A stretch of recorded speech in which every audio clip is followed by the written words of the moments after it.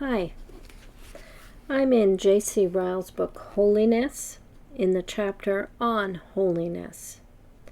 And we're continuing to read. He says, "Here let me say, I trust no man will misunderstand me.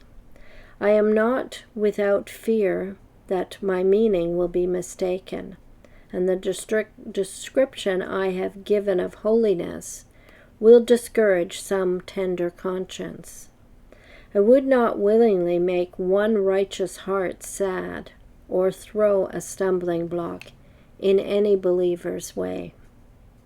I do not say for a moment that holiness shuts out the presence of indwelling sin. No, far from it. It is the greatest misery of a holy man that he carries about with him a body of death, that often when he would do good, evil is present with him. That the old man is clogging all his movements, and as it were trying to draw him back at every step he takes." He refers to Romans 7, verse 21. "But it is the excellence of a holy man that he is not at peace with indwelling sin, as others are. He hates it, mourns over it, and longs to be free from its company. The work of sanctification within him is like the wall of Jerusalem. The building goes forward, even in troublous times.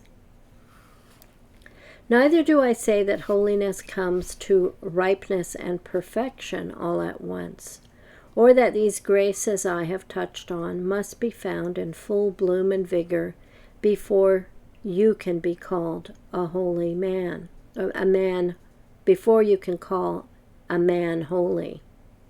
No, far from it. Sanctification is always a progressive work. Some men's graces are in the blade, some in the ear, some are like full corn in the ear. All must have a beginning.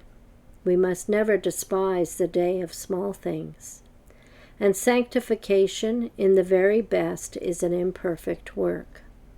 The history of the brightest saints that ever lived will contain many a but and howbeit,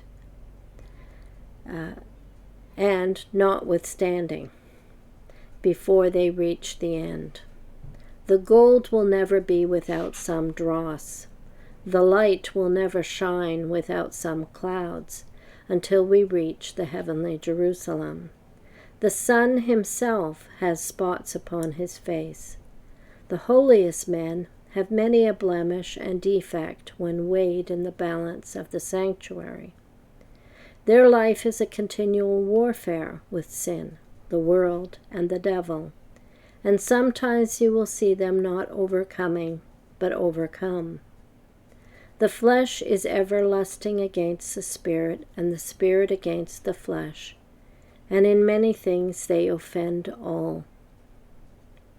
But still, for all of this, I am sure that to have such a character as I have faintly drawn is the heart's desire and prayer of all true Christians.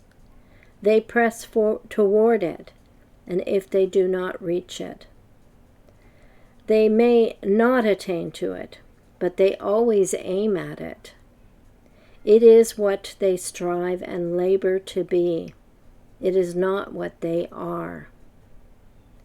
And this I do boldly and confidently say, that true holiness is a great reality.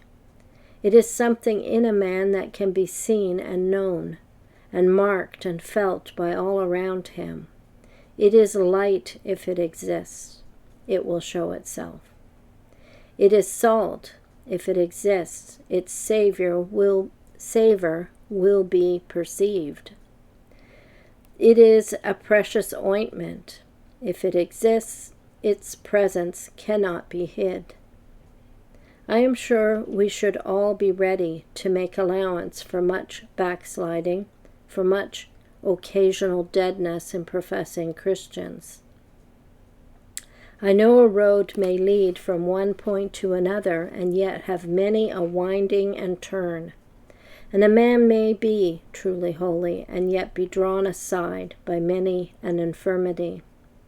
Gold is not the less gold because mingled with alloy, nor light the less light because faint and dim, nor grace the less grace because young and weak.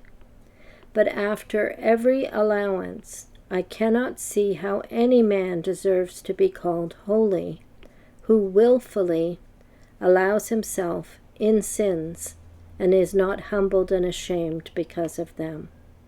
I dare not call anyone holy who makes a habit of willfully neglecting known duties and willfully doing what he knows God has commanded him not to do. Well said Owen, I do not understand how a man can be a true believer unto whom sin is not the greatest burden, sorrow, and trouble. So we have to ask, how do we view sin, I would say, and how do we react to it? He says, such are the leading characteristics of practical holiness. Let us examine ourselves and see whether we are acquainted with it. Let us prove our own selves. I'm going to link to a series that David did from Dorothy Sayers' Creed or Chaos, Essays on Popular Theology. This one is Pandering to Public Demand is Not Acceptable Christian Work. Aim to please God. Thanks for watching.